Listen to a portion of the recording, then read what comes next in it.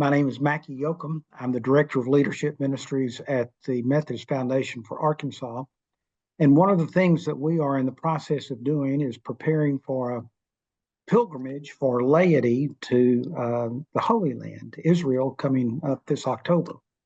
One of the questions that we are frequently asked is about the safety of anyone traveling to Israel. And so we wanted to try to address those questions and make it available to people who might be considering the pilgrimage. Joining with me today is Tom Smith, and I'm going to let Tom introduce himself in just a second, give us his position with educational opportunities, and then Tom is going to also introduce another friend of ours who's joined us, who will introduce himself and talk about his most recent experience in Israel just a few short weeks ago. So with that, Tom, I'm going to turn to you and we'll begin with this segment. Okay, thanks, Mackey. I appreciate it. Thanks for the opportunity to come and join today. My name is Tom Smith. I'm the Executive Director of Church Relations and Travel Ministry for Educational Opportunities Tours. And so we're very excited. Mackey and the foundation have been traveling with us for a long time now and many trips. So we really appreciate that. And we're joined here today by someone I asked to come, Reverend Dr. Todd Salzwedel.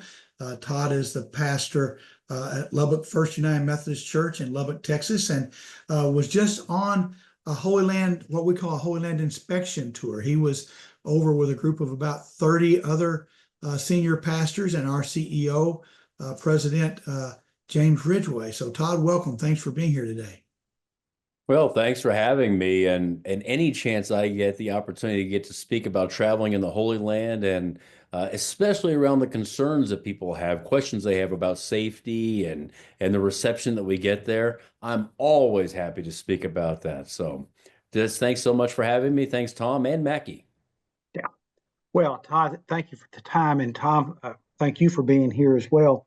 And I resonate with you, Todd, because I say to people, anytime you want to talk about Israel, I'm ready. That's right. Just let me know, because I've traveled like you have for many years, and just get excited thinking about going back and thinking about taking people. So we've kind of narrowed our conversation down to 4 questions, and we'll just start the first one for Tom and Todd. And the first question is, because a matter of fact, I got this question yesterday at church: is it safe to travel to Israel? Well, the short answer to that, Mackey, is yes. I'll let Todd go into a little bit more detail here in a second, because, as I said, he's just been there. But from our perspective, from the educational opportunities, we're not going to send anybody to where someplace we know it's not safe. We're just not going to do that. We keep in touch with folks there. We have 4 staff people who are on the ground constantly there that work for us. They live there. They live in the West Bank area, actually. And so we monitor that very closely. But Todd, you were just there. Tell about your experience. Absolutely. And, and I've been there in the past at times that were considered hot from an American perspective. And whenever you get on the ground there, it becomes completely different.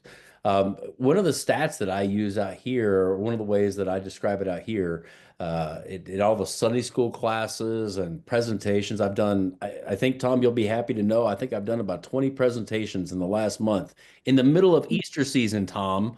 Yeah, well, you didn't have anything else to do. That's right, exactly. I just work on Sundays anyways. So presentations around this. And one of the ways I describe being over there is that it's still safer there, anywhere in Israel in the West Bank, than any city, statistically, than any city in the nation. Now, that's hard for people to believe. So maybe the best endorsement I can give is there hasn't been a day that I wouldn't take my own kids and wife there right now. When we went, we weren't sure whether we were going to be able to go into the Golan Heights, all the way north into the Golan Heights.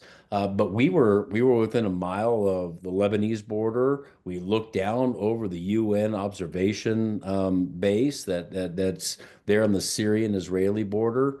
In fact, I sent pictures back to a retired general in our church who spent time, a year, serving in that UN base. We travel all over the West Bank, and so there was no concern about fear or fear while we were there. Um, and dear friends that we have there, they seem to like to pick on Chicago a lot. They say, we know, we watch your news and we know what you guys hear and see. But you guys did see what happened in Chicago last weekend, right?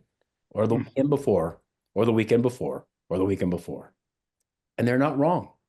So, Yeah. Well, thank you for that, Todd. And interestingly enough, that's the very same response that I used.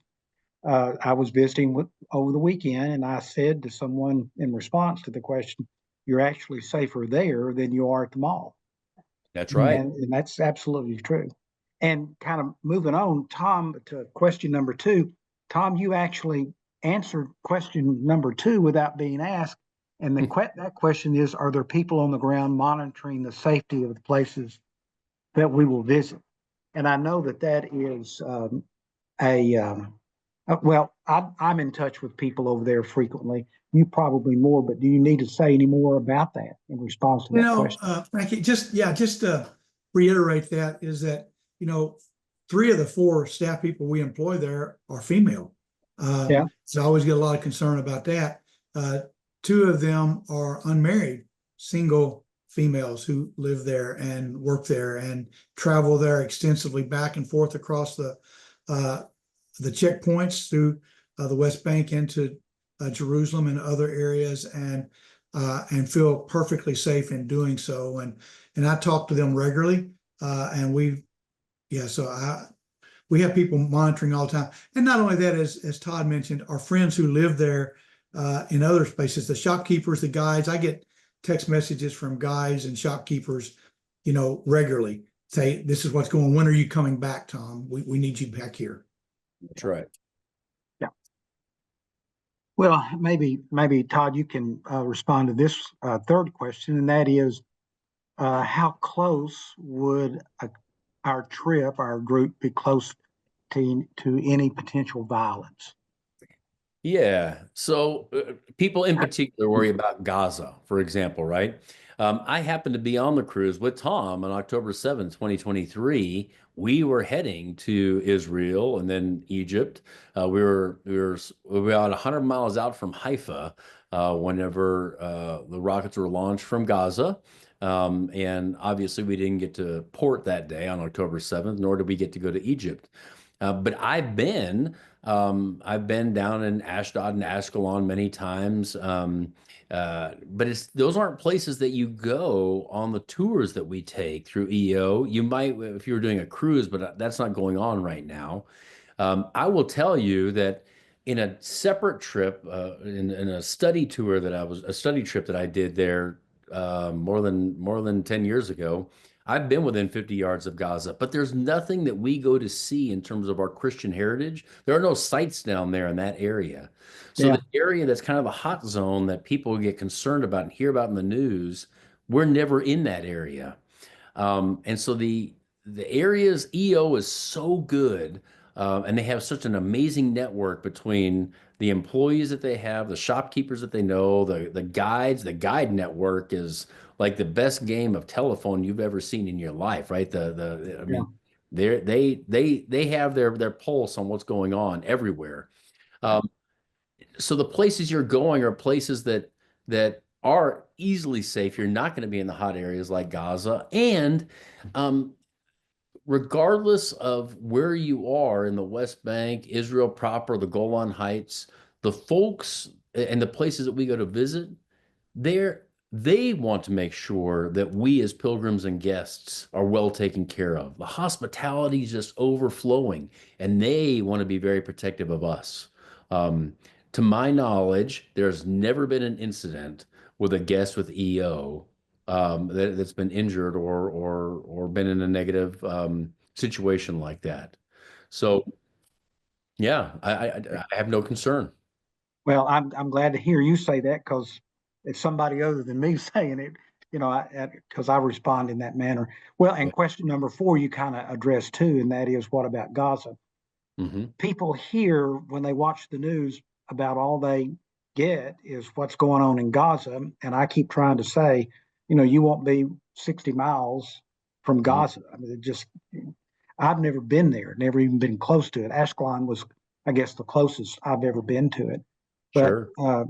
we're just not in that area. And so that, I think it's good to hear that and know that we would not be around that kind of incident or violence.